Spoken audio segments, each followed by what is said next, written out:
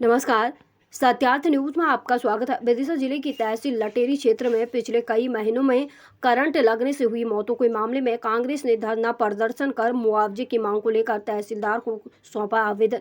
जयस्तंभ चौक पर क्षेत्र के कांग्रेस कार्यकर्ताओं ने लटेरी क्षेत्र में पिछले कई महीनों में करंट लगने से हुई लोगों की मौतों के मामले में मुआवजे की मांग को लेकर एक दिवसीय धरना प्रदर्शन कर आक्रोश दर्ज कराया है। इसके साथ ही पीड़ित परिवारों को शासन की योजना अनुसार आर्थिक मदद की मांग को लेकर आवेदन सौंपा है। कांग्रेस कार्यकर्ताओं ने कहा कि बिजली विभाग की लापरवाही के चलते पिछले कई महीनों में करीब आधा दर्जन से ज्यादा मौतें करंट लगने से हुई है।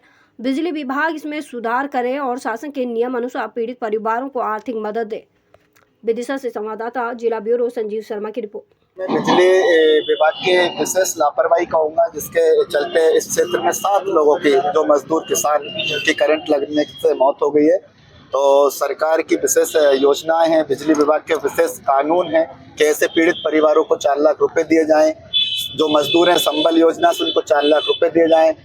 3 महीने बीत चुके हैं, अभी तक पीड़ित परिवार को किसी प्रकार का कोई मुआवजा नहीं मिला, जबकि सरकार विशेष शिविर लगाए इन्होंने कि आपकी सरकार आपके द्वार, शायद इन पीड़ितों के द्वार उनको नहीं मिल पाए। लाखों रुपए इन्होंने खर्च किए, पंचायतों में इन्हों के बिल फाड़े 1-1 लाख रुपए के टेंट के खर्चे के।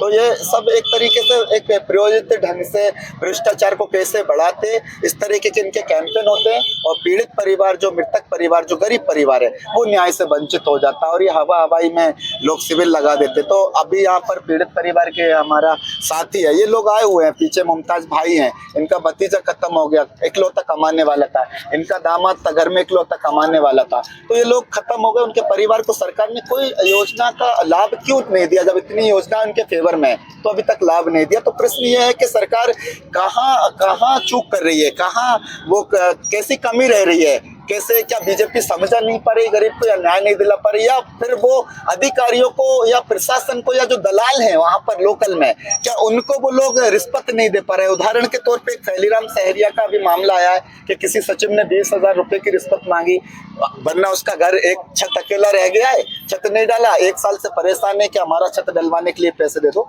तो तमाम जो मुद्दे इस क्षेत्र में, उन सभी मुद्दों पर आज हम लोगों की विशेष लोगों से चर्चा हुई, क्षेत्र के हमारे कांग्रेस के जातीय नेतागण साथियों से।